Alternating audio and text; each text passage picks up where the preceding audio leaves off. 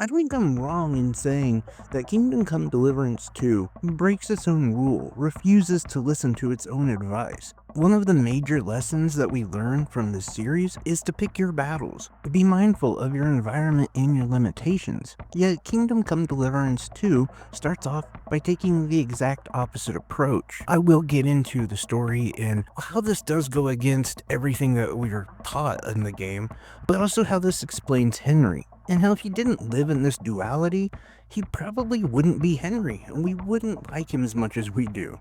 But yes, in short, this is a review. The thing is this game is sort of a forever game. If you don't know what a forever game is, it's one of those games that you can essentially play for forever. Yes, there is a designed end to it, but really, you can just keep this going for as long as you want. There's so many side quests and other things that you can get involved in, and the storyline itself is incredibly long, that you're probably going to be in this world for at least 100 to 200 hours. And that's for some people who are just really kind of looking to get through the game, let alone those who want to become really good at alchemy or blacksmithing or many of the other things that are available in this game. If you truly submerge yourself in this game, who knows how long you could be playing it? But I will tell you this, I have not beaten it yet. Yet I feel like my opinion of it isn't going to change when I do beat the game. So I figured now was a perfect time to actually just review it. And like I said, no, I have not beaten it. And listen, if the last part of the game just comes crashing down and there's tons of problems and the story just gets really dumb, then yes, that would change my opinion of it and I will do an update or something. But for now, realizing that there's just so much to this game, I figured this was the best way to maybe talk about it and do a review of everything that I've experienced. But before we get into this, please hit that like and subscribe button. I really appreciate it.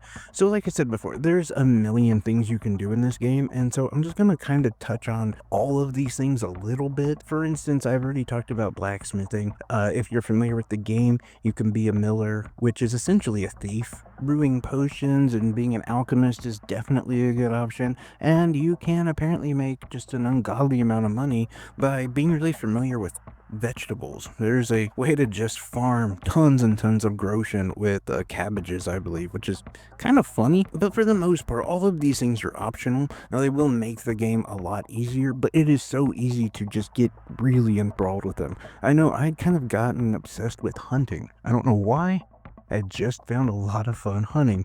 And yet, it also made my long range battles a lot easier. And in fact, I could take down more bandits from a distance because my bow skills had gotten so high because I was hunting. So, this is how the game can kind of tie in a lot of different things together and really make the game easier. And many of these little side quests or jobs or whatever you want to call them often lead into bigger, deeper, more interesting stories and side quests themselves, and really kind of just become their own world. And that's what I mean by this is a forever type game. Yes, there is a story that you should be following and it's very good, but you can easily get sidetracked for hours and hours and hours. And before I do get into how the story itself does shape Henry, but also kind of shapes us as gamers, yet goes against itself, and how it does sort of tell the story of Henry and maybe explain him in a more full way, I have to touch on combat. I think it's incredibly important to talk about because I think it's probably the most divisive issue with the game.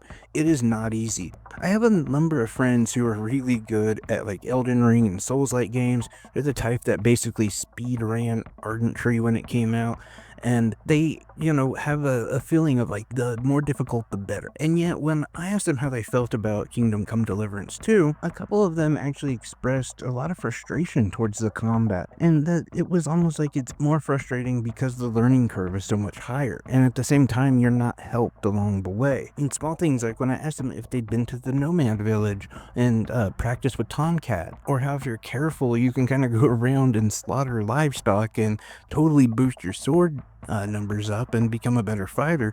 All of these things help along the way while you're learning this combat system. Because it does take a little while to get used to it. Not to mention the fact that, yes, you still have a stamina like you do in many of like the Souls-like games, but it just works in a different way. And those are like more focused on using your stamina for dodging and parrying. But this one It's almost like you have to focus on both hitting and defending, and it's not that difficult once you get used to it, but it's the process of getting used to it. And so many people, including my friends, really have a sour taste in their mouth because while you are trying to get used to it, the game just keeps kicking you in the teeth and doesn't help you out. But if you do some of those small things, like I said, like visit Tomcat, practice your combat, don't just jump in, you're gonna be fine. But it's just a process of doing all that and figuring all of that out. And again, the game doesn't tell you any of this. So you just have to kind of find it for yourself or be more observant and talk to everybody. Fully explore your surroundings. This helps a lot, especially because when you walk into a new city or something, it doesn't just tell you, hey, this is where the merchant is, this is where blah blah blah is. No, you actually have to go up to the building before it'll become a marker in your compass. So a lot of that stuff is really important. And I think that's why it's difficult to give it just a score, because once you get into it, it's amazing and it's awesome. But it's just that process of getting into it. Now, the story itself and why I say it goes against its own rule. Because as the game starts, you as Henry are traveling with the Prince of Brete and a few of his men as you guys are delivering a message to Trotsky, hoping I said that name right, but they're like a frenemy because they aren't exactly aligned with you or your kingdom, not your kingdom, but Rete, and they're not exactly aligned with your enemy, but to an extent they sort of are, but there's a lot of negotiations going on, and this is why you guys are visiting, because you're bringing a message from the King of Rete. Long story short, you're not allowed to see the king yet, because they think that you might be part of like this bandit group or something, and they don't trust you, not yet anyway, and so you basically say that you can help them with their bandit problem, but as it is, your party is tired and decides they're gonna make camp. You're right near a lake, so it seems like a perfect place to just sort of set up camp, cook some food, relax a little bit, get ready for your next day. Well, in this time, you actually have a little tutorial about combat and this really cool dice game that's like a step cousin of Yahtzee or something. It's really fun. Although the prince realizes, hey, we're going to be meeting royalty tomorrow, so we need to take a bath, get clean, we're disgusting. And so you and the prince run out to the lake and just try to get cleaned up as much as you can. Now, for a very brief moment, this game turns into like an 80s movie, like Porky's or something, when you hear some women, and you can hear them singing or something. So you guys kind of sneak up on them through the water. You're wading in to see what's going on as they're doing laundry. Now, and like I said, a split second, because very quickly some bandits show up. They start slaughtering your men. And they also start apprehending the women. And it's at this point that I feel like this game goes against its own rules. Because you see, you are just in there in your underwear, sitting in water where they can't see you. Henry decides, hey, I'm gonna yell at them. I'm gonna try to get their attention to save the poor maidens and whatever. It makes no sense. The reason why is because, like I said, one of the big lessons we learn in this game is pick your fights.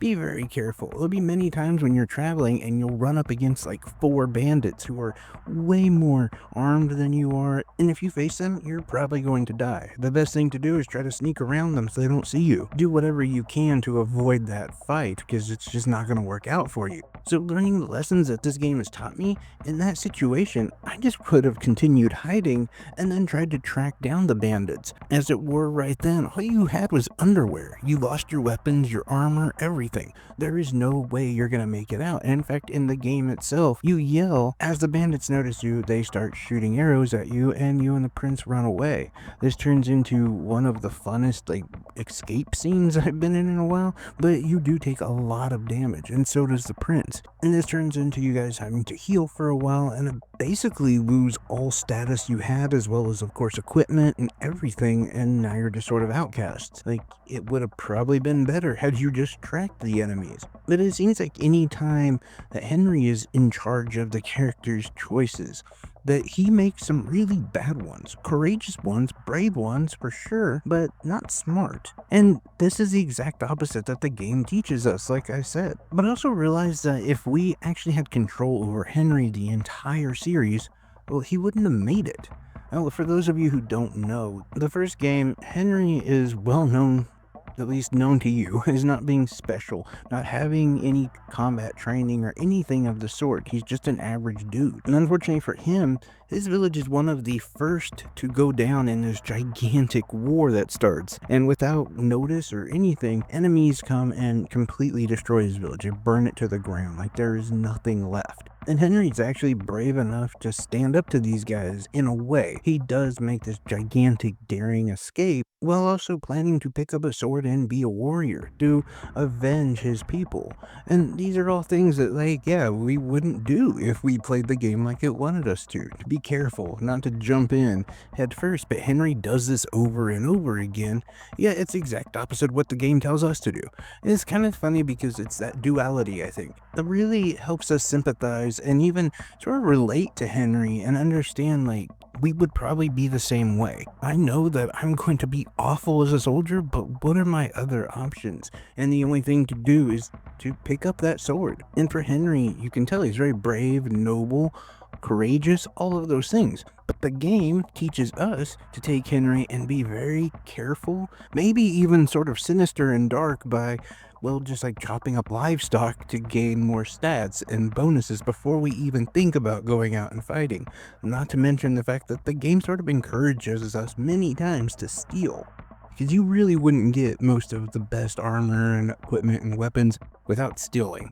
So it's just those kind of things that I think, like, it's very interesting how the game sets you up to almost be a necessary evil for the story to actually work. But I don't know. It's just my thoughts on Kingdom Come Deliverance 2. I really love it. I think anyone and everyone should pick it up. There is going to be that learning curve, like I said, with the combat, and that's why I took that extra time to talk about that. I think it's important for people to know if you haven't played it. But for me, it's definitely already a Game of the Year nominee type game. But even that, and in saying that, and knowing how I felt about the first game, I will say that it was kind of hard for me to get back into this game. It took me a few days before I was thoroughly invested like I am now.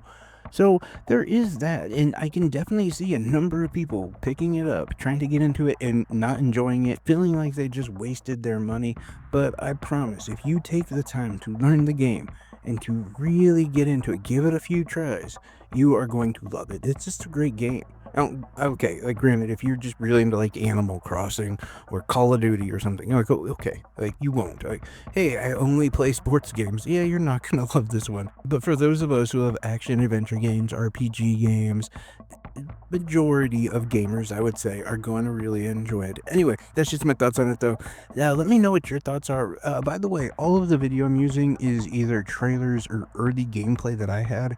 The game, like I said, is so long, and there's so many things I couldn't make it interesting by cutting from spot to spot because I'm not that good of an editor. But I just want to throw that out there in case anyone is thinking, like, why are you only playing like this one area? But yeah, it's just because of how long the game is, and it can be hard to put so much into the actual video side of it. Anyway, so let me know what your thoughts are down below. Have you guys played this game? Are you excited for it? I think a number of you Switch fans will know that this game is probably definitely coming out for the Switch or Switch 2. I mean, I can't say that, obviously. Like, I don't know anyone on the inside, but from a visual and performance standpoint, this game wasn't that much different than the first one. And so I could see that it would definitely be easy to put on the Switch. So anyway, though, let me know what your guys' thoughts are. I really appreciate each and every one of you guys. Thank you guys for hanging out on a longer video. I love each and every one of you guys. Take care, everyone. Bye-bye.